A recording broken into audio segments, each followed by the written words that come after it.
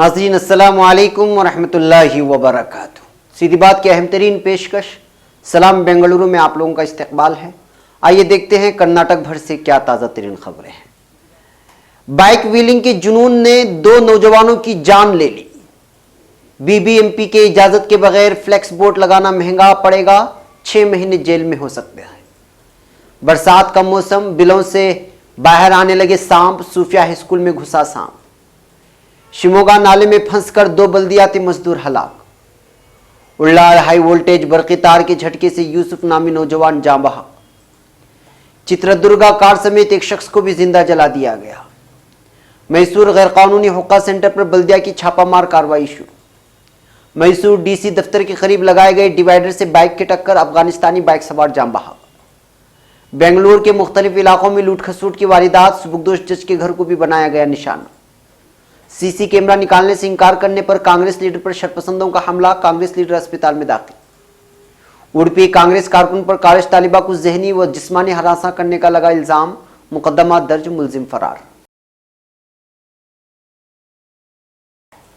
नाज़रीन अस्सलामु अलैकुम वरहमतुल्लाहि वबरकातुहू। सलाम बेंगलुरु में आप लोगों का इस्तकबाल है। मैं अंसार अजीज नदवी कर्नाटक भर से कुछ ताज़ा तरीन खबरें लेकर आपकी खिदमत में हाजिर हूँ। आइए देखते हैं खबरों की तफसीलात क्या है। पहली खबर बेंगलुरु से है। आजकल नौजवानों में जहां बहुत सारी बीमारियां पनप रही हैं, उसमें से एक जुनून व्हीलिंग का भी है। जी हां, बाइक पर मुख्तलिफ जानलेवा करतब दिखाना। ऐसे एक जुनून ने कल 2 नौजवानों की जान ले ली है। पुलिस की नज़रों से बचकर नाइस रोड पर डेडली व्हीलिंग कर रहे 2 नौजवानों की सवारी एक दूसरे से टकराकर 2 नौजवान हलाक हो गए हैं।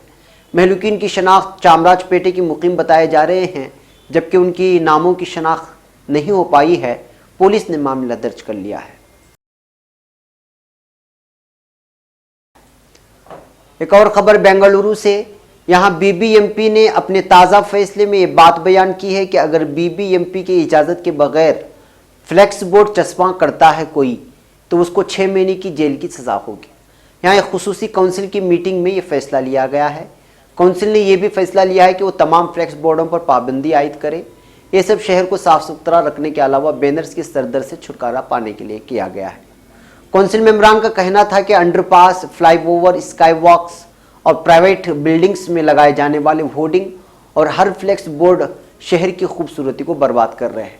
इस बीच मेयर आर संपत राज ने कहा कि शहर में इस तरह के होर्डिंग फ्लेक्स बोर्ड से हुकूमत को फ़ायदा हो रहा है, इसलिए फौरी तौर पर पाबंदी आयद करना या हटाना ठीक नहीं होगा।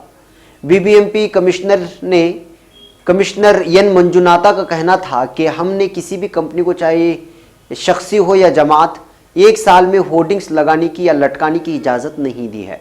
गुज़श्ता 1 साल में किसी ने भी इजाज़त नहीं ली है। इस वक्त शहर में सिर्फ 53 होर्डिंग्स कानूनी तौर पर चस्पा हैं, बकिया सब गैर कानूनी हैं। पूरे शहर को फ्लेक्स बोर्ड से खाली कराने के लिए दोबारा छापामार कार्रवाई का सिलसिला अनकरीब जारी करने की बात कही गई है।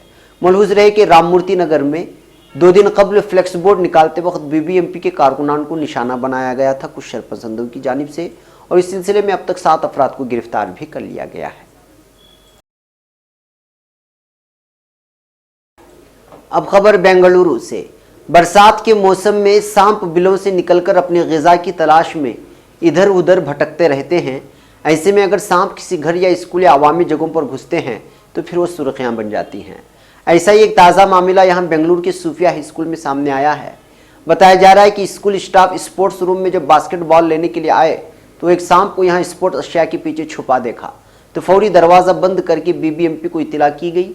बीबीएमपी ने सांप पकड़ने वाले हिस मोहन को भेजा तो वो सांप पकड़ने में कामयाब हुआ। हिस मोहन के बयान के मुताबिक वो इमसाल अब तक करीब 70 सांप पकड़कर जंगलों में छोड़ चुके हैं। उन्होंने कहा कि ये सांप तो चूहों को खाने वाला मामूली सांप है, इसके काटने से ज़्यादा असर नहीं होता, सिर्फ इन्फेक्शन होता है। अब खबर शिमोगा से। गंदगी खाली करते वक्त ड्रेनेज में फंसकर 2 मजदूरों के हलाक होने की खबर शिमोगा से मौसूल हुई है। इतलात के मुताबिक हादिसा शिमोगा की एनटी रोड में पेश आया है और महलूक मजदूरों की शनाख्त वेंकटेश उम्र 35 और अंजनी उम्र 15 के हिस्से से कर ली गई है, जो कि दावनगिरी के मुकीम हैं। मलहूज रहे कि यूनियन हाउसिंग और शहरी मामलात की वजारत की जानिब से 1 महीना कबल ये फैसला लिया गया था कि किसी ऐसी टेक्नोलॉजी का इस्तेमाल किया जाए जिससे इंसान को ड्रेनेज और नाले वगैरह में घुसकर सफाई करना ना पड़े। नालों में दम घुटने से मरने की तादाद में इजाफा ही होता जा रहा है। इस ताज़ा मामले के बाद ये बहस दोबारा शुरू हो गई है। इस मामले में पुलिस ने मामला दर्ज कर लिया है।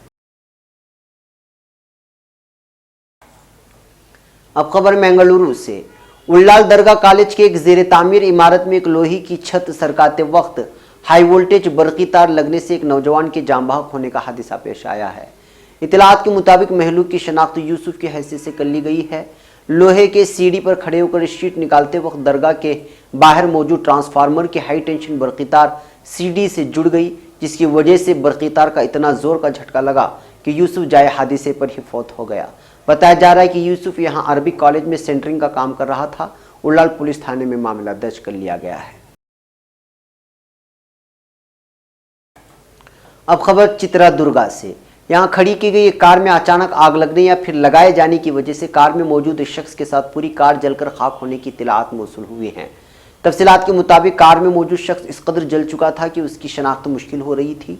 पुलिस ने शिबा जाहिर किया है कि आदमी के साथ कार को भी आग के हवाले किया गया है और कत्ल का शिबा किया है। मकामी पुलिस मामला दर्ज करके छानबीन कर रही है। अब खबर मैसूरू से।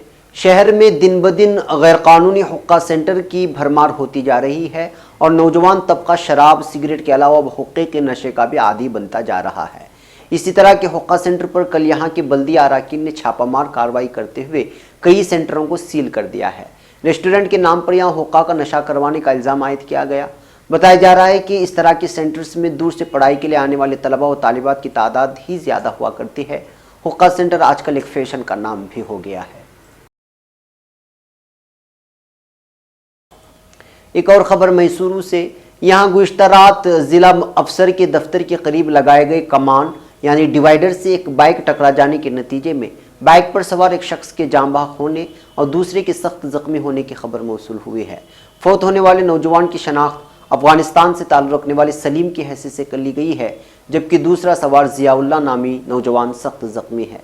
ये लोग शहर के महाजन कॉलेज में BA के तालिब इल्म थे। कल रात उनकी तेज़ रफ्तार बाइक अचानक कमान से जा टकराई और हेलमेट न होने की वजह से दोनों के सरों पर सख्त चोटें पहुंची हैं। देवराज पुलिस थाने में मामला दर्ज कर लिया गया है। अब खबर बेंगलुरु से। यहाँ बेंगलुरु के यलहंका समेत मुख्तलिफ इलाकों में घर में घुसकर लूट खसूट की वारदात पेश आई हैं, जिसमें लाखों के जेवरात और फिर नकद रकम लूट कर लुटेरे फरार हो गए हैं। इतलात के मुताबिक ताज़ा वारदात यलहंका न्यू टाउन में वाक़ घर में पेश आया है। ये घर सुबुकदोश प्रिंसिपल ज़िला जज का है, जो कि जुडिशनल लेआउट में वाक़ है। यहाँ जुमा की रात करीब 1 और 2 बजे के दरमियान लुटेरे घर में घुसे और यहाँ मौजूद 68 साला श्री माथम्मा और उनकी बहन निर्मलम्मा को डरा धमकाकर वहाँ मौजूद करीब 5 लाख के जेवरात और नकदी लूटकर फरार हुए। मलहूज़ रहे कि जज के हलाक होने के बाद ये 2 ख़वातीन घर में रहती हैं। मलहूज़ रहे कि इससे पहले जून के महीने में साबिक चीफ सेक्रेटरी कौशिक मुखर्जी के घर 5 कोलंबियंस लुटेरे दाखिल होकर 25 लाख के जेवरात और नकदी लूटकर फरार हुए थे।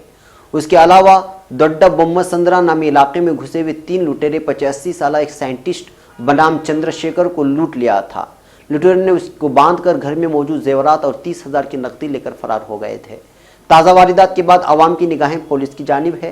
ये तमाम लूट खसूट की वारदात ऐसे घरों में हुई हैं जहां बहुत ज़्यादा सख्त सिक्योरिटी का इंतजाम किया जाता है। अब खबर उडुपी से। घर के करीब एक कांग्रेस लीडर को घर से निकालकर हमला करने की वारदात पेश आई है। इत्तलात के मुताबिक मंडालो पाउंजी नामी दहात के मुकीम सुनील डिसोजा की हैसियत से जख्मी कांग्रेस लीडर की शनाख्त कर ली गई है। ये गुज़िश्ता इंतखाबात के मौके पर हिफाजती इंतजामात के तहत घर के बाहर CCTV कैमरा लगाए हुए थे। कल अचानक हमलावरों ने घर में घुसकर सुनील को गर्दन से पकड़कर बाहर खींचा और फिर CCTV कैमरे निकालने पर मजबूर किया, मगर जब सुनील ने इनकार किया तो शरपसंदों ने उस पर जानलेवा हमला कर दिया। इस मौके पर उनके गले में मौजूद सोने के हार भी छीनकर हमलावर फरार हो गए हैं।